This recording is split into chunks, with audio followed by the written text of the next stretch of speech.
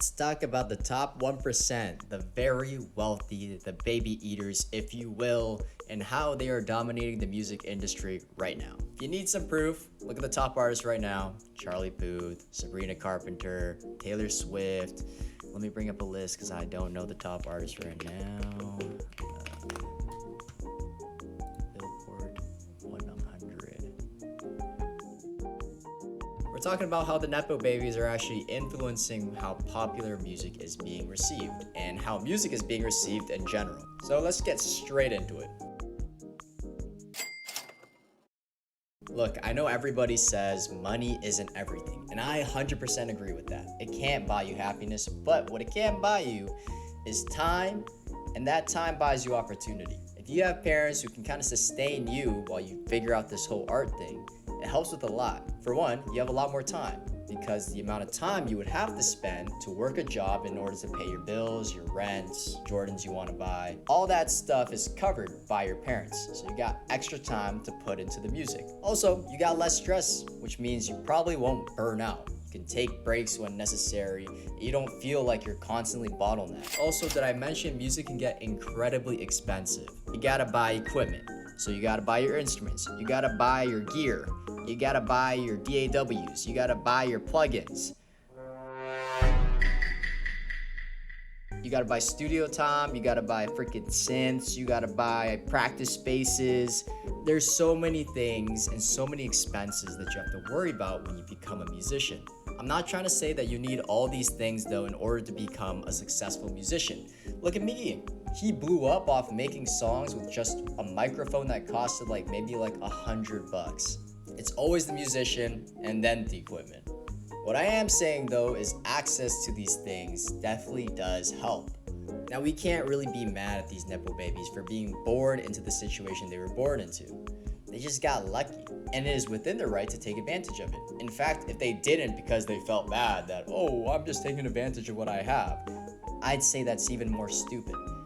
But do understand that inherently you have had a head start compared to everybody else, and nothing's wrong with that, it's just reality.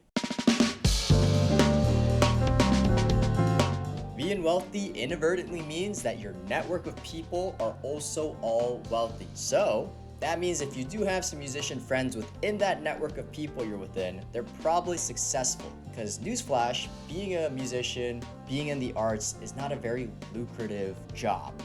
Only the top of the top really get paid the big bucks. So if your circle is the uber rich, then you'll probably be within a circle of musicians who are also the top echelon. Today, the music industry is all about who you know, like any traditional job. It's all about the connections, man. Maybe your dad knows a radio guy, and that radio guy knows a film guy, and that film guy knows a film director. And all these things can connect to leading you to more opportunities than the regular person. As I mentioned before, music is not just about the music nowadays. If you're deciding to become an artist, you have to take up a bunch of hats. You gotta be the producer, you gotta be the mixer, you gotta be the guy to advertise, you gotta be the social media person, you have to be your own financial advisor, you have to be your own agent, booking your own shows, booking your own gigs, and you gotta do whatever side hustle you gotta do in order to stay afloat. This is just the reality of what the music industry is right now. But if you got money, you can delegate these responsibilities to other people.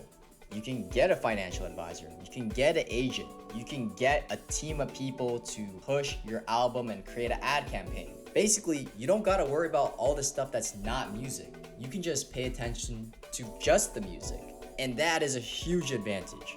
So by being able to offload these roles to other people, your ability to just solely focus on the music increases that much more.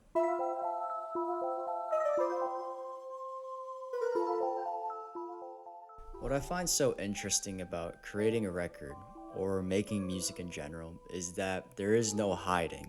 If you make something that's genuine, people can feel it.